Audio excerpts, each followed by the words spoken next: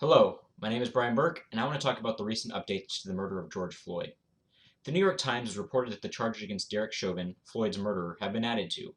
Initially, the charges were murder in the third degree and manslaughter in the second. I thoroughly believe that these charges accurately describe the situation according to Minnesota law. The addition was a charge of murder in the second degree, a charge that I believe is unprosecutable.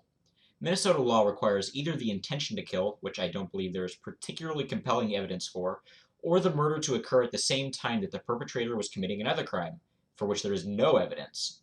According to the New York Times, prosecutors intend to use the second definition, though how that will be prosecuted I cannot fathom.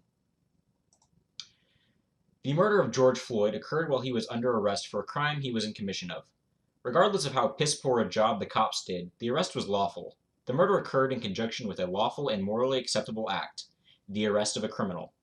There wasn't an accompanying felony, so a second-degree murder is a sentence that cannot be justly handed down. Derek Chauvin is certainly guilty of murder in the third degree. He was perpetrating an act eminently dangerous to others and evincing a depraved mind without regard for human life, which is the definition of a third-degree murder in the state of Minnesota. By putting a knee on the neck of George Floyd and then, even when warned by others that Floyd couldn't breathe, remaining as such, he obviously acted in a way that was eminently dangerous and without regard to human life. By maintaining his obviously dangerous act, even after being warned, he also committed manslaughter in the second degree as he consciously took chances of causing death to another. The charges against Chauvin were legally sufficient before the addition of the second-degree murder charge. If the punishments for those crimes are deemed insufficient, then the solution is to legislate greater consequences that will be suffered by later perpetrators.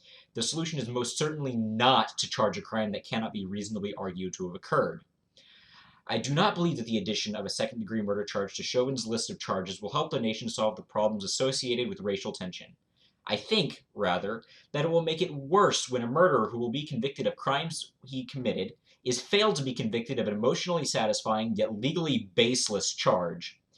Once again, if the legally prescribed punishment for the crime committed is deemed insufficient for the crime committed, the solution is not to charge a crime that carries a greater punishment but was not committed. Instead, it is to legislatively raise the punishments for the crime committed going forward.